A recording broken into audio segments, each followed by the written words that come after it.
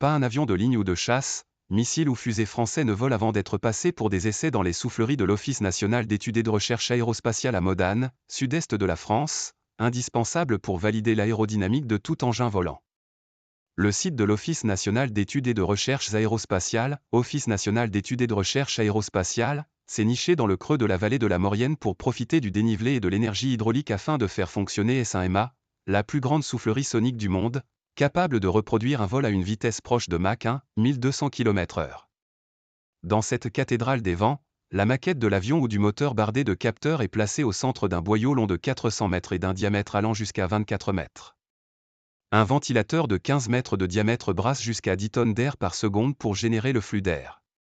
Pour l'alimenter, l'énergie nécessaire est considérable et provient de deux lacs situés 800 mètres plus haut. Une conduite d'eau dévale la montagne et alimente deux turbines hydrauliques au rythme de 15 mètres cubes par seconde. On atteint une puissance de 88 MW, soit le dixième de celle d'un réacteur nucléaire, explique Pascal Crozier, directeur des souffleries de Modane. Une deuxième soufflerie, S2MA, permet d'atteindre des vitesses supersoniques allant jusqu'à Mach 3. Des maquettes de Rafale ou de missiles y sont notamment testées. Deux autres souffleries, S3MA et S4A, fonctionnent elles au moyen de rafales d'air comprimé.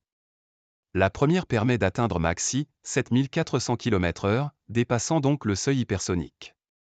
La seconde va elle au-delà de Mach 10, 12 350 km/h, vitesse à laquelle évoluent les planeurs hypersoniques comme le VMAX français, ces armes en développement aux États-Unis comme en Chine.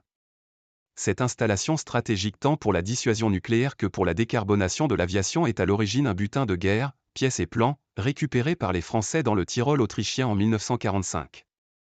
Et si un affaissement du sol et de certaines parties des bâtiments a menacé le site septuagénaire, un investissement de 20 millions d'euros en 2016, 4 ans de travaux et 4000 mètres cubes de béton injectés jusqu'à 50 mètres de profondeur ont permis d'assurer sa pérennité et de faire face à la charge de travail.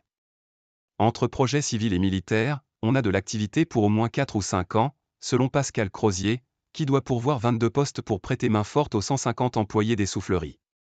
L'Office a battu en 2022 son propre record de commandes, qui s'est élevé à 162,9 millions d'euros, plus 7% par rapport à 2021, dont 59 pour la seule Direction générale de l'armement, DGA, et 15,6 pour la Direction générale de l'aviation civile, DGAC. Environ un tiers des clients viennent de l'étranger, majoritairement d'Europe mais aussi de Corée du Sud.